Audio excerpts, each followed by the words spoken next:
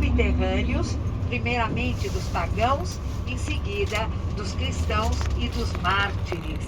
Então são colinas, onde nessas colinas os romanos abriam galerias subterrâneas.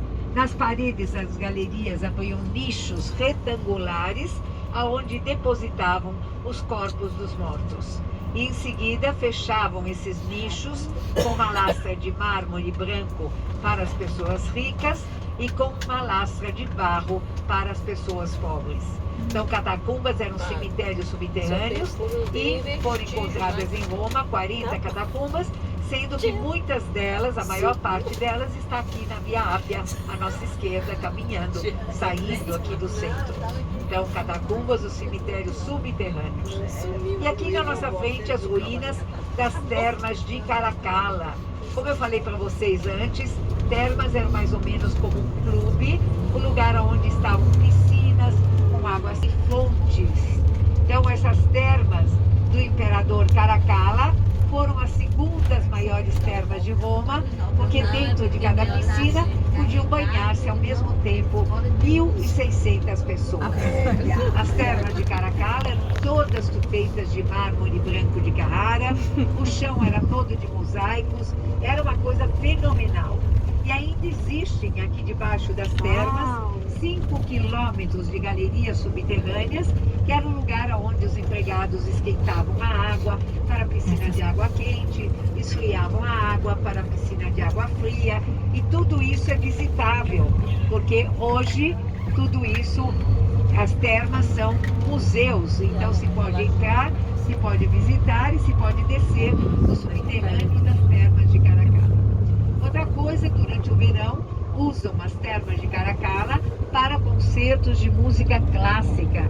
Então usam para concertos, usam também para óperas, então fazem óperas, então colocam aqui à nossa direita um palco todo iluminado, com arquibancadas, as pessoas compram ingresso, entram e visitam aqui as termas de Caracalla, e assistem, né? Não visitam, assistem os espetáculos nas termas de Caracalla. Então, aí estão as ruínas, as paredes eram grossíssimas, construíam paredes que começavam de 1 e iam até 6 metros de grossas as paredes. Então, paredes muito grossas, as paredes das termas de Caracalla. Como de todos os edifícios da Roma Antiga. Todos tinham paredes assim, grossíssimas, feitas com um tijolinho chamado tufo, que é um tijolinho vulcânico, e concreto, porque o concreto existe desde o 3º século antes de Cristo. E aqui estamos descendo dessa colina, embaixo, como eu falei, estão os subterrâneos das termas de Caracalla. Cobria com terra a obra do último imperador e construía a obra dele em cima. Então existe ainda hoje 20 metros de altura de ruínas debaixo dos nossos pés. Isso foi um problema muito grande para a construção do metrô, porque quando começavam a escavar, encontravam sempre ruínas subterrâneas. Aí, bem na nossa frente, nós temos, se deixa andar dritto a carta al Palatino, pode girar lá. Pode ver, porque como eu disse, tem muita coisa subterrânea que também se pode ver. Está cheio de lugares aqui em Roma, onde se pode comprar um ingresso e descer debaixo do edifício atual do século XV, XVI, XIV, e visitar o que está aí embaixo. Temos uma igreja, por exemplo, que se chama San Clemente. Eu ia falar isso agora, o Brasil nem existia. Debaixo da igreja de San Clemente se pode descer 3 andares, e são templos pagãos de antes de Cristo. Então se visitam assim galerias e galerias de templos da época de antes de Cristo, época pagã. Também tem uma igreja chamada Santa Maria in Lata, na Via do Corso, onde descendo embaixo dessa igreja tem uma das prisões onde ficou preso São Paulo. São Paulo ficou muito tempo preso em prisão domiciliar, e ele ficou também a prisão cárcere Mamertino. Mamertino é o cárcere do 5º século antes de Cristo, um cárcere onde colocavam pessoas que tinham problemas políticos com os imperadores, e ali foi colocado São Pedro e São Paulo.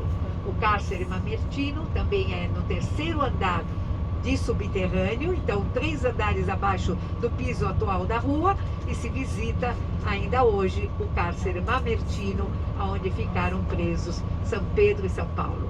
São Paulo foi tirado do cárcere Mamertino, foi levado para um lugar chamado São Paulo das Três Fontes, e ali ele foi decapitado.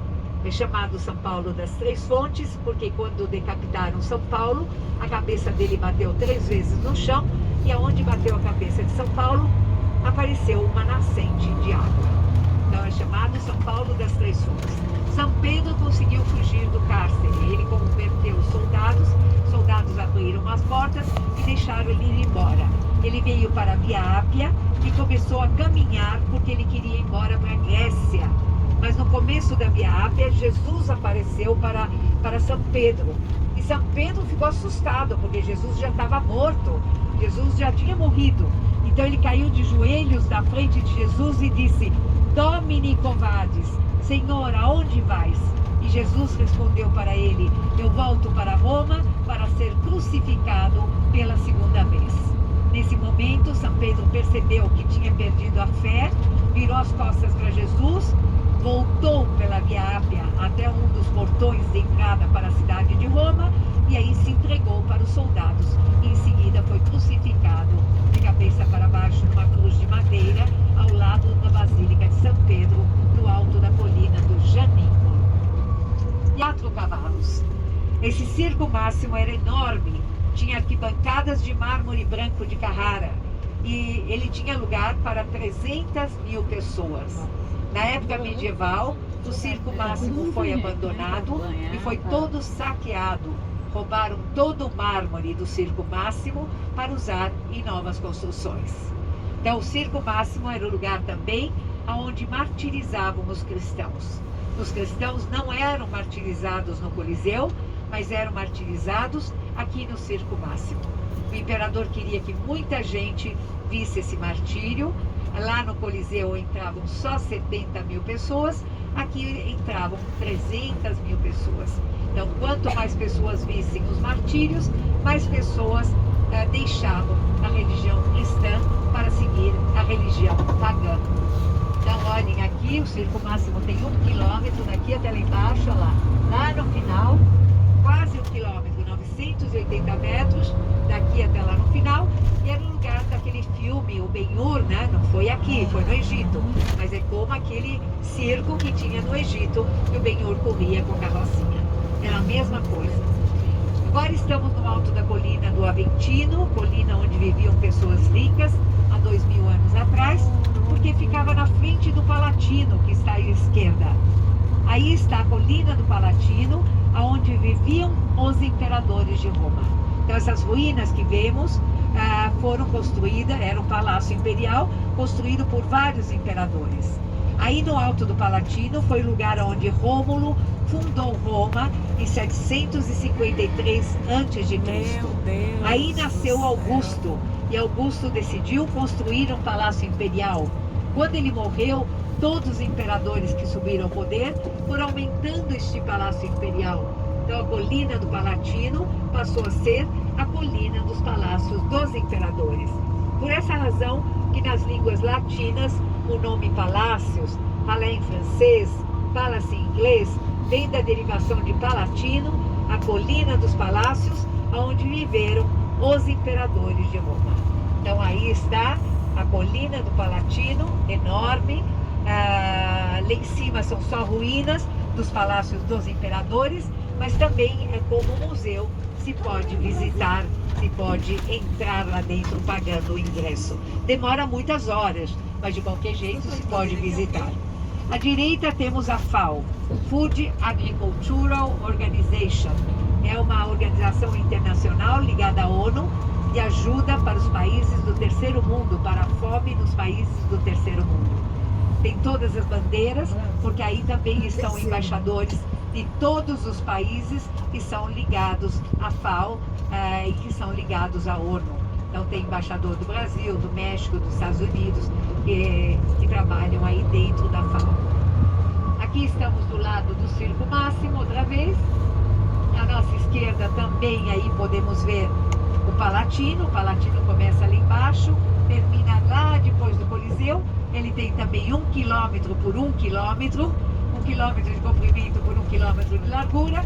Tudo que vemos aqui são ruínas dos palácios dos imperadores, 5 andares, era uma coisa monumental, e até lá em cima os edifícios. Aqui esses arcos são arcos de um aquaduto que trazia água para o Palácio dos Imperadores, e na nossa frente aí nós temos o arco dedicado ao imperador Constantino, o primeiro imperador cristão. Então aí está o arco de Constantino. Aqui à esquerda um portão para entrar aí no Palatino, um portão que foi construído por ordem do Papa Farnese no século XVII. E sempre à esquerda, ruínas dos palácios dos imperadores. Aqui nós temos o Coliseu. Já já vamos descer do ônibus e vamos caminhando, visitar o Coliseu, tirar fotografias do arco, do Coliseu, e depois daqui nós vamos caminhando num terraço que está na frente do Coliseu, para vocês tirarem foto de um pedaço da Roma Antiga, e depois vamos para a igreja. Então agora me sigam, só vão voltar para o ônibus depois da missa. Então descendo aqui, só vão voltar para o ônibus depois da missa.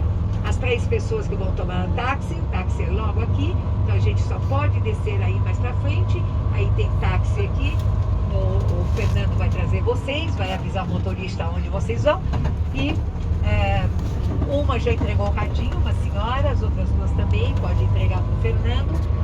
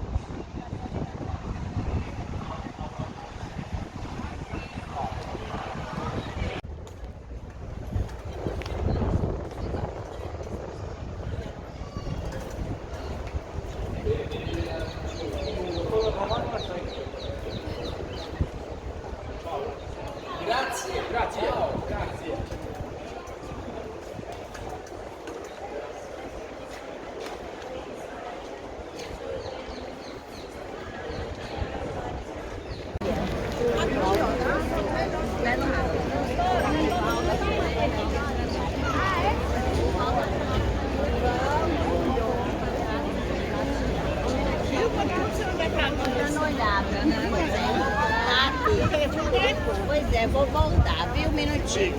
Espera, viu? Vocês não vão, não.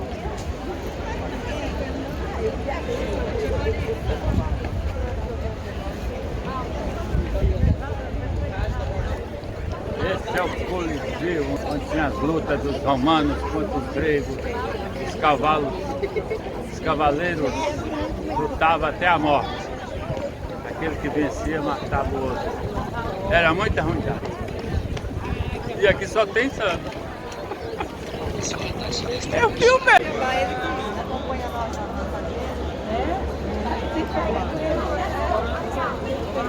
É? Ele vai encontrar com ele, não sempre ele vai para fazer mas ela conhece. Only online, he's taking it off his school. Tudo bem, senhora? Olha o pai aqui.